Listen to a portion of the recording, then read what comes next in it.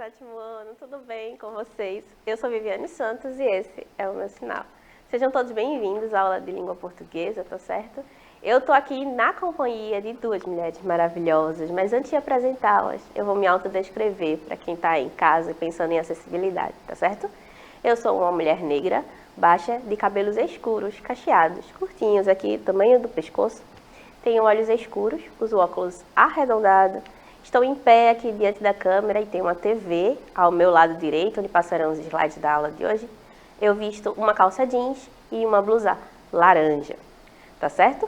Me acompanhando na aula de hoje, eu tenho a nossa querida intérprete de Libras, Laisa. Seja muito bem-vinda, Laisa. Espero que você goste da aula e se divirta também. E ao meu lado, fazendo a comunicação com vocês aí de casa, trazendo os comentários, as repercussões, as críticas, eu tenho a professora Camille Borba. Vamos dar um oi para ela. Olá, lindezas, tudo bem? Como vocês estão? Espero que muito bem. Como vocês sabem, eu sou Camille Borba, este aqui é o meu sinal. Eu estou aqui o quê? No chat, que é a nossa ferramenta internacional, esperando a sua comunicação. Então, qualquer crítica, comentário, dúvida, fofoca, estou aqui para isso, tá? Como fez a professora Viviane, eu também vou me autodescrever. Eu sou uma mulher negra, de cabelos escuros e cacheados, tenho olhos escuros, uso óculos arredondados, estou com uma farda azul sentada em frente ao computador esperando o seu comentário. E aí, gostaria também de lembrá-los que caso vocês não consigam assistir a essa maravilhosa aula, feita por essa professora incrível, no momento em que ela está acontecendo, vocês sempre podem ir para o nosso canal do Edu no YouTube, tá? Lá todas as aulas do nosso projeto estão separadas por playlists. Então, assistam essas aulas, deixem nos comentários que a gente está sempre de olho e vamos começar essa aula que eu já estou ansiosa. Vamos embora, exatamente. Assiste lá a sua turma indicada bem bonitinha e vai maratonar todas as nossas aulas do Toca Recife, tá certo? A nossa aula de hoje é uma aula bem leve. É sobre uma interpretação de texto, então a gente vai ler um texto aqui juntos, comentar sobre do que ele fala, comentar quais as inferências possíveis a partir da leitura desse texto, para ver o que é que a gente entende, o que é que a gente não entende e como é que a interpretação de texto afeta na nossa argumentação, no nosso poder persuasivo. Será que interfere ou será que não? Será que a gente lê um texto apenas para se divertir? Ou ele também tem uma carga de conhecimento ali, de aprendizado, no momento em que a gente está fazendo a feitura do texto, tá certo? Então a gente vai ler primeiro um conto intitulado O Rei que Adorava Trocar de Roupa. O título já é bem sugestivo, né? A gente já fica imaginando, já sei que tem um rei de algum lugar e já sei que ele adora moda, ele adora trocar de roupa. Assim como a gente, né, professora Camille? Então a gente vai ver para onde é que essa história vai, tá certo? Bora lá, começar a leitura. Há muitos anos, existia um rei que adorava trocar de roupa. É claro que ele gostava de outras coisas, como música, teatro, dança, torneios, observar os pássaros, etc.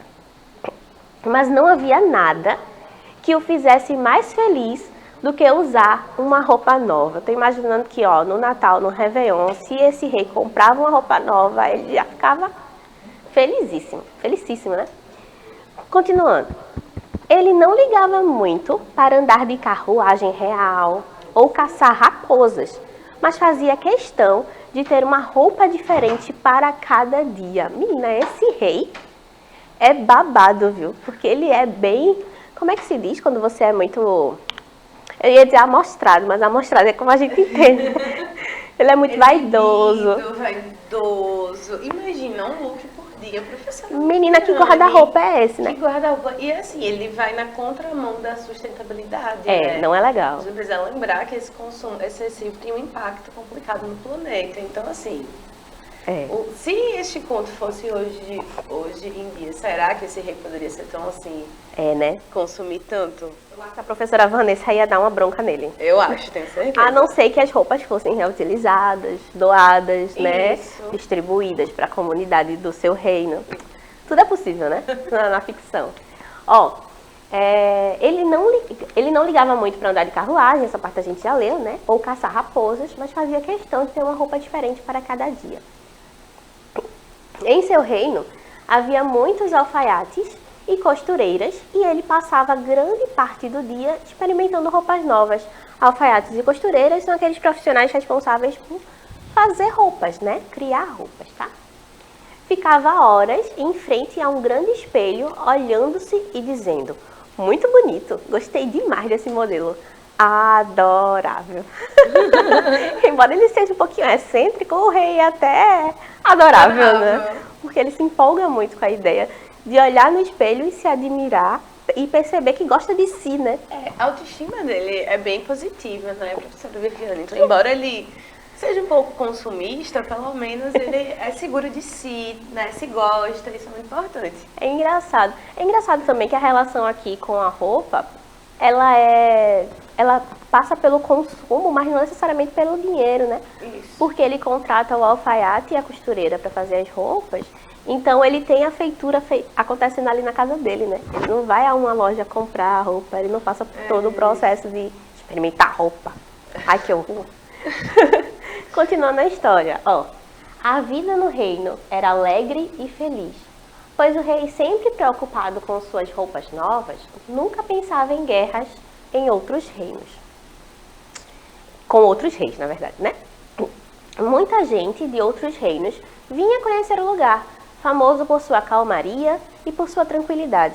Como o rei ele tinha essa obsessão em parecer bonito o tempo todo, em estar sempre com roupas novas, ele não era um rei muito bélico, ou seja, ele não era um rei dado a conflitos com outros reinos. Isso fazia com que a cidade dele, o reino dele fosse calmo, né? Fosse tranquilo para as pessoas que moram ali. Numa noite chuvosa, chegou entre os visitantes um homem que se dizia ser hábil tecelão. E esse homem, chamado Osvaldo de Pampola Xavier, afirmava que, além de fazer os mais lindos panos do mundo, criava tecidos mágicos. Então a gente já tem aqui, ó, a inserção de um elemento fantasioso, eu diria, né? Mágico, né? Mágico, né? Que vai trazer uma certa ludicidade à vida do rei, né? Porque se ele só gostava de roupas basiquinhas, normais, de vestir, agora elas têm um elemento mágico. E o que será que ele traz de magia para a vida do rei? Bora descobrir, tá? Como assim? Por que os tecidos são mágicos? Perguntou um rei. Ah, respondeu Osvaldo. São mágicos porque são invisíveis. Mas, menino, vê só se isso vai dar certo. Seja só. Tu acha? Pelo menos agora ficou mais sustentável. Verdade. A gente estava reclamando de sustentabilidade, agora a gente consegue alguma coisa. É verdade. Ó, continuando. Ninguém os vê? Perguntou o rei, ainda mais intrigado. Oh, não, majestade. Eles são invisíveis para as pessoas ignorantes. Olha o caô. São as pessoas inteligentes que enxergam. Só as pessoas inteligentes enxergam. Explicou Osvaldo, que era o tecelão, né? O rei ficou impressionado. Se ele conseguisse uma roupa com aquele tecido, saberia quem no seu reino era inteligente. O rei pensou, é agora. Eu vou botar essa roupa e só quem vai ver são as pessoas inteligentes. Então eu já vou conseguir, ó, entender quem é quem. E veja só que ele até foi bastante otimista, né? Porque ele está considerando que muitas pessoas do reino dele são inteligentes. Inclusive ele mesmo. Inclusive ele mesmo. Só que aí é que tem plot a pegadinha, né, professora? O plot twist da história, né? A gente vai descobrir qual é. Ó, continuando. Assim, né, poderia escolher melhor seus ministros e todos os demais serviçais que trabalhavam no palácio. Então a intenção do rei até que era interessante, né? Saber quem conseguiria reconhecer a roupa ali mágica que ele estava usando e a partir disso fazer a seleção dos funcionários que ele queria para ser ministro do reino.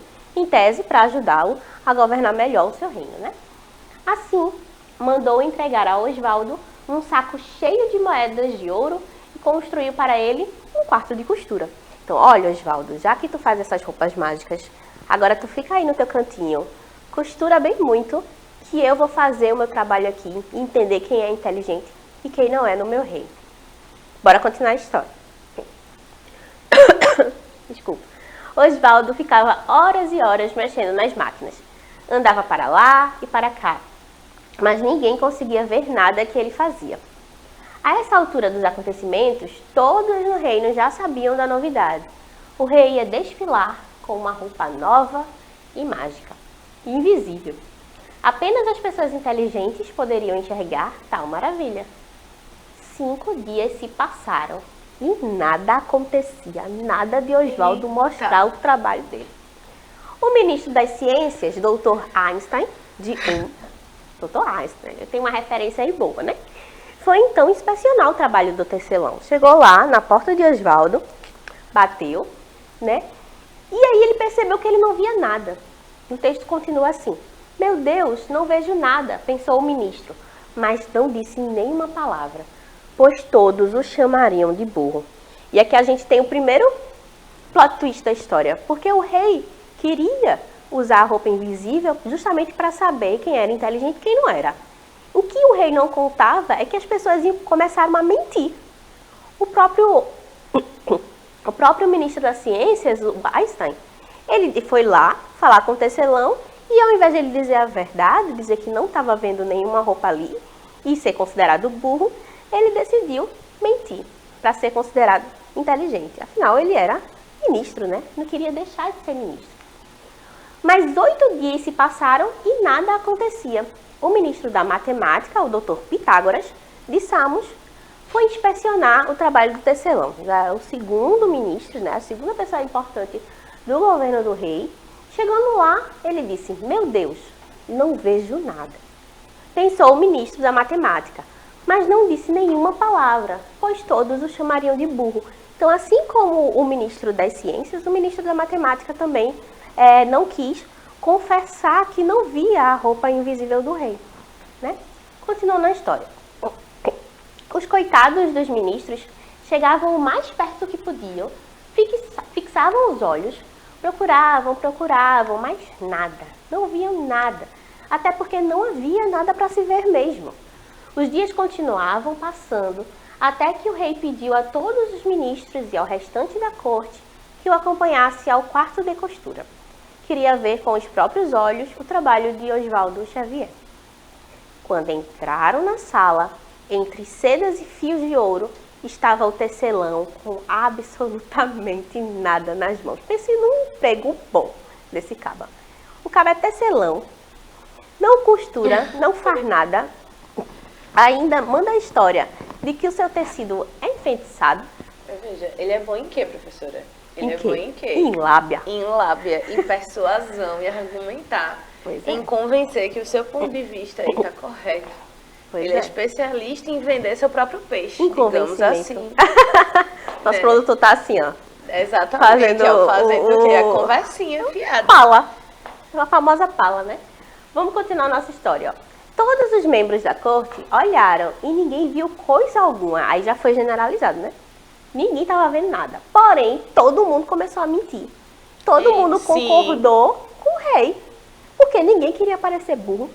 Veja só o perigo, né? Ninguém quer se denunciar, né?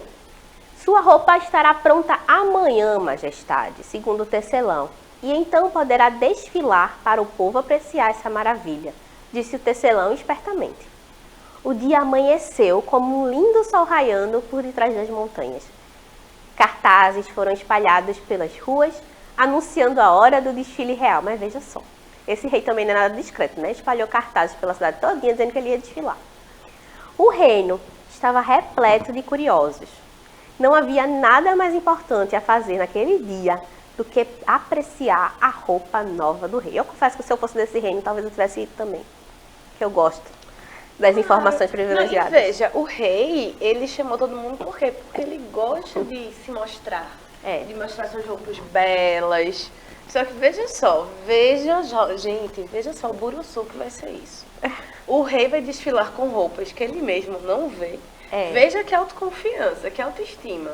É mesmo. Ou então, assim, ele criou uma própria fanfic na cabeça dele que tudo isso é real, né? O poder dá umas ideias pra gente, né? Exato. O poder da persuasão, já pensou O poder assim? da persuasão. Vamos continuar a nossa história. Vamos ver no que isso vai dar, professora Camille. Ó, nas ruas, o povo se apertava para ver de perto e nas janelas, todos se apinhavam. Finalmente, o rei, ele vinha, marchando bravamente, usando apenas uma grande cueca de bolinhas. Bolinhas? Azuis, vermelhas, amarelas e nada mais. Todos que assistiam ao desfile exclamavam abobados: como é linda a roupa do rei! Viva a nova roupa do rei! Ou seja, as pessoas que estavam ali ainda queriam se convencer e convencer uns aos outros de que elas estavam vendo alguma coisa assim no rei, alguma roupa bonita, extravagante, né? Ninguém tinha coragem de dizer o contrário, pois seria imediatamente chamado de burro e ignorante. De repente, ouviu-se a vozinha de uma criança no meio da multidão. Como a gente sabe, criança é sempre honesta, né? Sim. É sempre sincera, doa a quem doer. E não tem, às vezes, essa não é malícia, mas essa capacidade de dissimulação, né? De fingir que está tudo bem, de fingir que o que ela está vendo, ela não está vendo. E ela não precisa parecer inteligente, ela não tem a necessidade Isso. de, tipo, eu vou mentir para que eu pareça, não, para que eu não pareça burra, né? Ela não tem essa necessidade de fingimento. Depois, foi virando um ruído mais forte, de vozes confusas, até que se podia ouvir claramente o grito: o rei está nu, o rei está nu. Alguém criou coragem no meio da multidão, inicialmente a criança, depois começou a se propagar de que o rei realmente não possuía uma roupa nova, né? O rei e os ministros subitamente perceberam que o povo estava dizendo a verdade. Todos haviam sido enganados pelo falso tecelão, que, a essa hora, já estava bem longe dali. Ou seja, ele pegou o beco. Porque ele sabia que uma hora, toda a história dele, que era baseada em lábia e não em fatos, porque ele estava manipulando a verdade, uma hora o castelo ia ruir. É verdade. Né? Porque mentira tem o quê? Perna curta, né? Isso, professora Viviane. Demais. E aí, ele foi o quê? Muito esperto. Deu a volta no rei, em todos os ministros, usando a vaidade das pessoas contra elas. Sim. Pegou seu saquinho de ouro. E foi embora. No interior a gente diz que ele fugiu arribado. Exatamente. Quando é você foge de alguém ou de alguma situação, né? Ó, mesmo envergonhado, o rei mandou o cortejo continuar. O rei se ligou de que tinha cometido uma bobagem, né? Marchando corajosamente até o final. Então o rei ficou lá, ó. Ele sabia que ele só estava usando uma cueca de bolinha, mas ele já tinha começado o furdúncio, né? E não quis acabar. Recolhido no castelo, o rei se calou e ficou isolado até esquecer tão abominável tolice e abrir uma fábrica de cuecas de bolinhas azuis, vermelhas e amarelas, que fazem sucesso até hoje no mundo todo. Esse texto é de Marco Heiler, que está aí na tela para vocês. Mas é impressionante o poder de resiliência desse rei. Com certeza, assim, ele segurou toda a sua dignidade e conseguiu chegar até o final da marcha, mesmo que depois ele tenha ficado, né, magoado. Ele ficou recluso, ele ficou em silêncio, provavelmente pensando: como é que eu fui enganado por esse caba? Será que eu vou atrás dele? Será que eu não vou? Mas é impressionante o quanto ele consegue dar a volta por cima, né? Isso, professora. Pra ele deixa a paixão pelas roupas ainda era um negócio que pra ele era importante.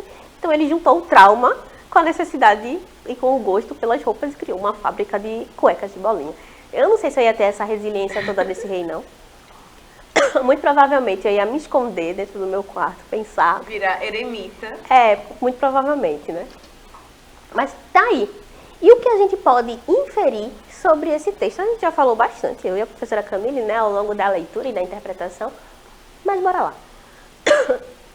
O texto vai fazer a gente refletir sobre o poder da persuasão, que a professora Camille já começou a falar pra gente, né? E também sobre como a gente se importa com a opinião alheia. O que podemos pensar dos ministros que não quiseram demonstrar que não estavam vendo a roupa do rei, por exemplo. De como eles achavam importante, né, o fato de não serem considerados burros pelo rei. Porque eles poderiam ser depostos de seus cargos, eles poderiam perder a influência que tinham com o rei, com o reino, consequentemente. Então, a gente tem alguns pontos importantes.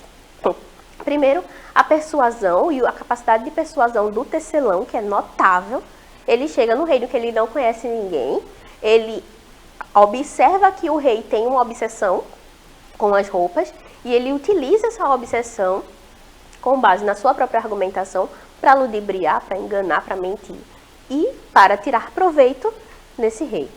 Segundo ponto é que a gente tem as pessoas ao redor do rei, né? Essas pessoas, elas mentem descaradamente para também não perderem seus postos. Terceiro, a gente tem que pensar na figura do próprio rei, né? Porque o rei, ele é a figura de maior influência dentro de um reinado. Então, em tese, é ele quem decide, ele ou ela, né? Se for rei ou rainha, ele ou ela quem decide o futuro de todo um grupo de pessoas. Então, como é que a pessoa responsável por governar esse reino, né, fictício, como é que ele facilmente é enganado pelo tecelão, que é uma pessoa de fora, é uma pessoa que não conhece a realidade daquele rei. Então, a gente consegue pensar a persuasão nessas três esferas. Primeiro, o tecelão, que exerce o seu poder persuasivo de forma muito aplaudível, né? Efetiva. De uma forma muito efetiva. A gente tem as pessoas ao lado do rei que são persuadidas. Sim. E a gente tem o próprio rei que também é persuadido e não consegue persuadir. Então, a gente tem três esferas diferentes, tá? E aqui a gente tem o que a gente pode pensar sobre o tecelão Osvaldo, né? Que ele engana de forma proposital o rei, os ministros, e tenta enganar o povo. E isso é curioso, porque de todo mundo que está ao redor ali da corte, Osvaldo consegue enganar. De novo, porque ele usa muito do quê? Da vaidade, né? Da vaidade, mas ao povo, ele não consegue. Então, tem sempre alguém que levanta, né? E vai gritar a verdade no meio do povo. E é o povo que muda a visão, que consegue convencer o rei de que ele nada vestia de extraordinário. Desculpa, gente. Bora lá. Além disso, podemos pensar como alguém com tanto poder pode ser enganado por outra pessoa de fora sem acesso ao poder local.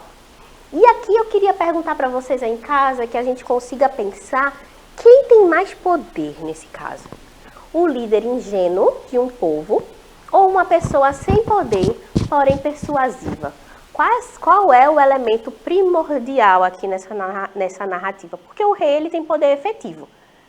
Ele pode mandar e desmandar na cidade, no reino, ele podia isolar, exilar o tecelão, ele podia fazer o que ele quisesse, contudo. Ele foi manipulado pelo tecelão, que aí mostra que o quê? O poder persuasivo, o convencimento, a argumentação podem ser, na verdade, até poderes maiores que poderes efetivos, não é isso, professora? Demais, pois é exatamente isso, né? Então, imagina o quão perigoso seria se esse tecelão fosse o rei, né? Ia ser muito pior, ou talvez ele fosse menos manipulado, né? Fosse mais esperto com relação ao povo desse reino, tá certo? Então, às vezes, é bom a gente pensar quem é que tem poder realmente, né? Quem está no exercício de alguma função ou aquele que consegue convencer o maior grupo de pessoas com base na sua argumentação, com base no convencimento do próximo. E o que seria persuadir, minha gente? Eu sei que eu falo disso bastante aqui, né? Persuasão é importante para a gente conseguir convencer o outro, para a gente vender o nosso peixe, né? Fazer o nosso trabalho. Mas o que é persuasão? Persuasão é uma estratégia de comunicação que consiste em utilizar recursos emocionais ou simbólicos para induzir alguém a aceitar uma ideia, uma atitude ou realizar uma ação. Então, eu vou utilizar a persuasão como forma de, através de argumentos, para tentar convencer uma outra pessoa a agir de determinada forma, usando uma parte emocional, um recurso emocional ou sentimental, ou até mesmo simbólico. Então, faça isso e ganhe isso. E a gente tem uma relação de ganho, né, de proporcionalidade, que trabalha no convencimento. Então, a persuasão vai ser sempre esse movimento de tentar convencer alguém a fazer alguma coisa com base nos meus próprios argumentos, tá certo? E influenciar a decisão dessa pessoa. Um grande recurso do processo de persuasão é a argumentação, que é um recurso que tem como propósito convencer alguém para que esse tenha uma opinião ou um comportamento alterado, né? Então, às vezes, as pessoas têm pontos de vista que, em determinado sentido, em determinada direção, e aí eu chego para falar com essa pessoa na intenção de mudar o ponto de vista dela e, consequentemente, mudar o seu comportamento. Então, a argumentação vai interferir aí nessa tomada de decisão com relação ao que fazer ou quando fazer, tá? Embora a persuasão tenha sido utilizada em um texto narrativo, né, como a gente viu no rei lá tentando convencer os seus súditos e o seu reino sobre as suas decisões, e isso a gente viu que é um texto narrativo, né, tem todos os elementos da narratividade. Ele também, né, a persuasão também é um elemento importante para o enredo. Ela normalmente acontece em textos publicitários e dissertativos, com a finalidade de convencer alguém de um ponto de vista. Então, nós temos aqui tanto a publicidade quanto o texto dissertativo, são textos que não são literários, né? Então, são textos voltados para o convencimento do público sobre a compra ou a aquisição de qualquer produto. Então, na publicidade, é muito comum que se tenha o convencimento da ação do público com base nessa característica de tentar convencer alguém de que aquilo é bom o suficiente ou de que aquilo é o melhor que tem. Então, se eu lanço um celular novo, eu estou querendo dizer que esse meu celular ele é melhor do que todos os outros que existem no mercado. E aí eu vou trabalhar em cima disso para tentar convencer você que está em casa a adquirir esse celular. E assim sucessivamente, pode ser uma barra de chocolate, pode ser uma bola de gude, pode ser qualquer coisa. Mas o ato de convencer e persuadir é essa influência na decisão final do consumidor. E aí a gente tem esses dois tipos de textos sendo preponderantes na utilização do recurso da persuasão. A gente tem os textos publicitários e a gente tem os textos dissertativos também. Tá certo, minha gente? Eu vou encerrar a aula de hoje por aqui. Eu espero que vocês tenham gostado. Num próximo encontro, a gente conversa mais sobre os recursos persuasivos, o texto dissertativo. Tá certo, minha gente? Obrigada a todo mundo que acompanhou aí em casa. Lembrando que você pode assistir pelo nosso canal do YouTube e deixar o seu comentário lá. Obrigada, professora Camila, obrigada, Laisa, obrigada, produção, e até a próxima.